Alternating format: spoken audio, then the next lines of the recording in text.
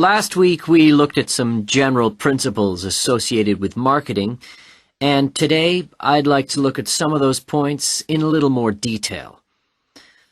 So, what is marketing? Or put another way, what does the term marketing mean? Many people think of it simply as the process of selling and advertising, and this is hardly surprising when every day we are bombarded with television adverts, mail shots, and telephone sales. But selling and advertising are only two functions of marketing.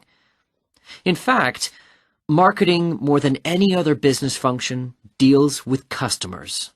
So perhaps the simplest definition is this one.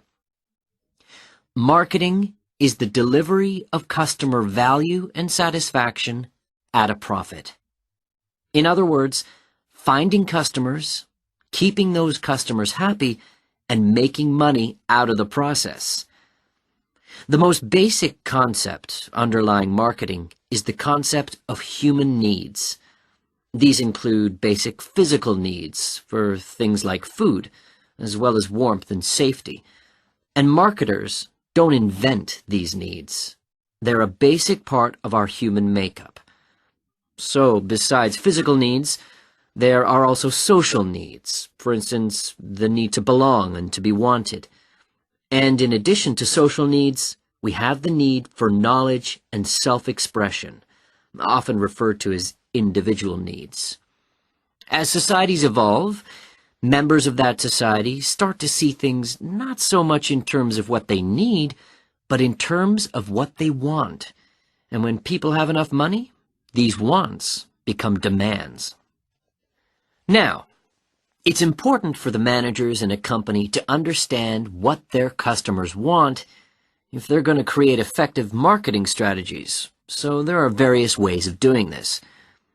One way at supermarkets, for instance, is to interview customers while they're doing their shopping. They can be asked about their buying preferences, and then the results of the survey can be analyzed.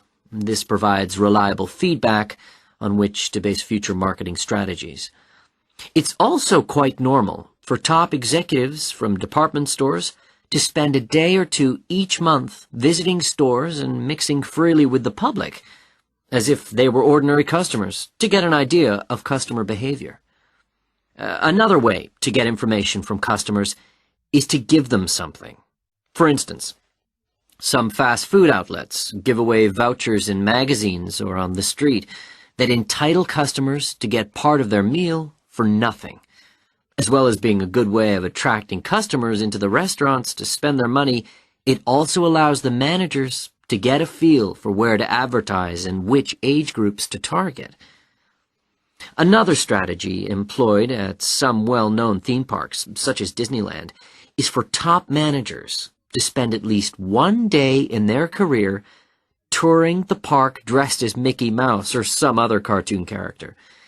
This provides them with the perfect opportunity to survey the scene and watch the customers without being noticed. Okay, well, we mentioned customer satisfaction at the beginning of this lecture, and I'd like to return briefly to that as it relates to what we've just been talking about. If the performance of a product falls short of the customer's expectations, the buyer is going to be dissatisfied. In other words, if the product you buy isn't as good as you'd expected, then the chances are you'll be unhappy about it. If, on the other hand, performance matches expectations and the product you buy is as good as you expected, then generally speaking, the buyer is satisfied. But smart companies should aim one step higher. They should aim to delight customers by promising only what they can be sure of delivering and then delivering much more than they promised. So then, if, as sometimes happens, performance is better than expected, the buyer is delighted and is twice as likely to come back to the store. Now, let's move on to look at the role of advertising.